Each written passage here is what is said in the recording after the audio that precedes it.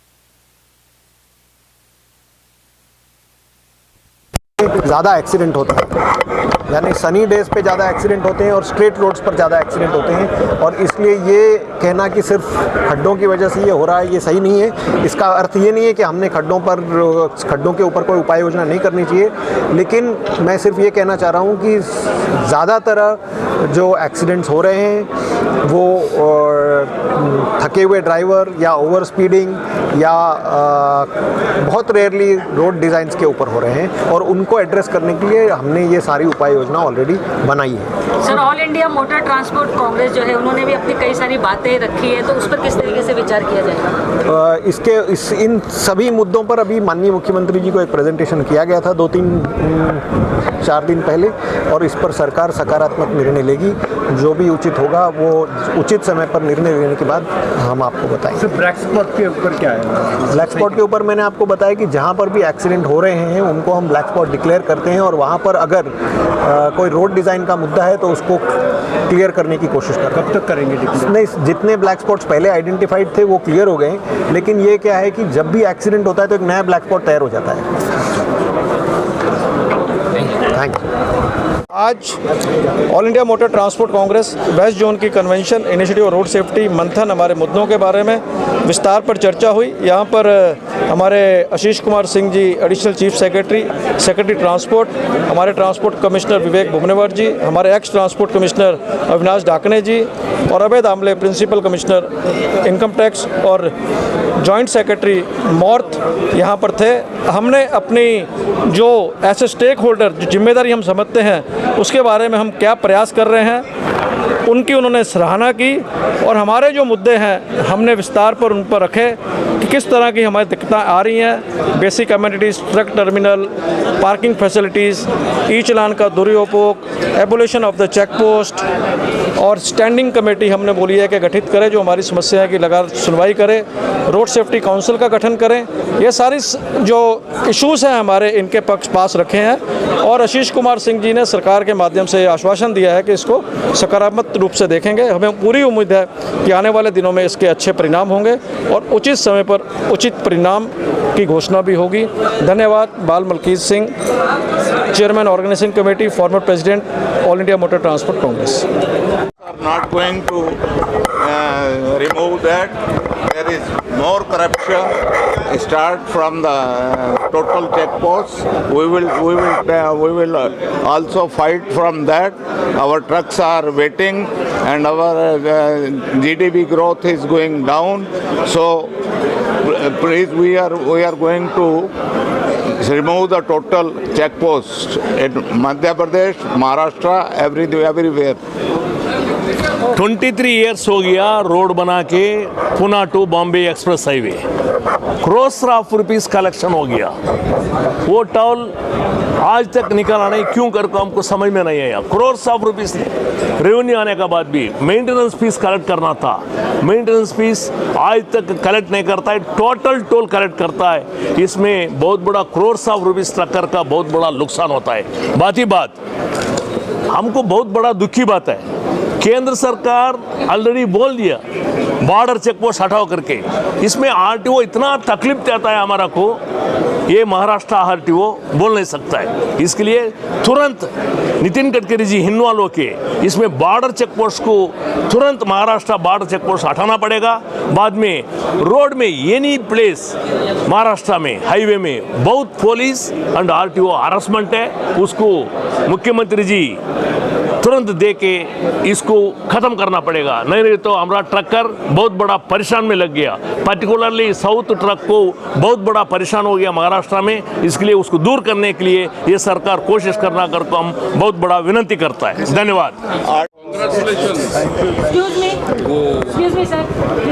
आज यहाँ पर all India motor transport association का ये बहुत ही महत्वपूर्ण सम्मेलन शुरू है।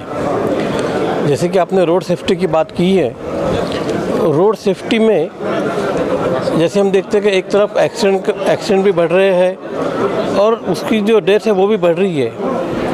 बट जब हम उसका एनालिसिस करते हैं तो एक बात ध्यान में आती है कि हर कोई एक्सीडेंट जो है अवॉइडेबल होता है, हर कोई एक्सीडेंट हम रोक सकते हैं। और इसलिए अगर ये रोड सेफ्टी, अगर हमको इसमें जो ह्यूमन एरर है, अगर ये ह्यूमन एरर को कम करना है तो हमें उसमें टेक्नोलॉजी यूज़ करनी चाहिए।